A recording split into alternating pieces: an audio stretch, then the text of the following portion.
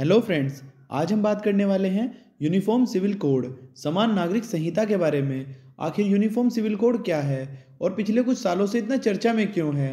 News channel से लेकर संसद तक और यहाँ तक कि दिल्ली हाई कोर्ट ने भी सरकार को जल्द ही यूसीसी यूनिफॉर्म सिविल कोड लाने को कहा है। एक तरफ देश में यदि कोई व्यक्ति किसी तरह का क्राइम करता है, चाहे वह व्यक्ति हिंदू हो या मुस्लिम, सभी को सीआरपीसी के तहत समान सजा का प्रावधान है। यानी यदि कोई मुस्लिम चोरी करता है तो उसे भी वही सज़ा मिलेगी जो किसी हिंदू, सिख या ईसाई को मिलेगी।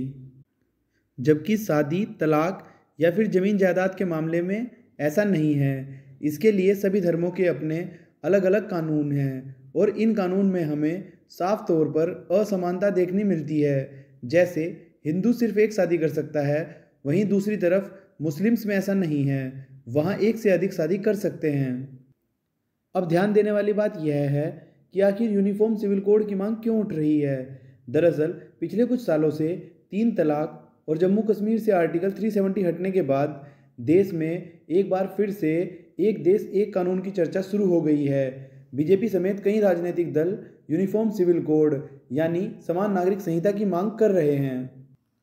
समान नागरिक संहिता से तात्पर्य देश में रहने वाले सभी नागरिकों के लिए एक जैसे कानून से है, चाहे वह व्यक्ति किसी धर्म से ताल्लुक़ रखता हो। ये कानून शादी, तलाक, वसीयत व गोद लेने जैसे सभी मामलों को कवर करेगा।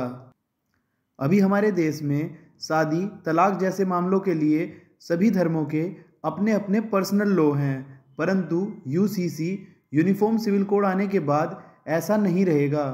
इसके आने के बाद शादी, तलाक, ज़मीन जायदाद जैसे सभी मामले एक single code UCC uniform civil code के अंतर्गत आएंगे, चाहे वह व्यक्ति किसी धर्म से बिलोंग क्यों ना करता हो।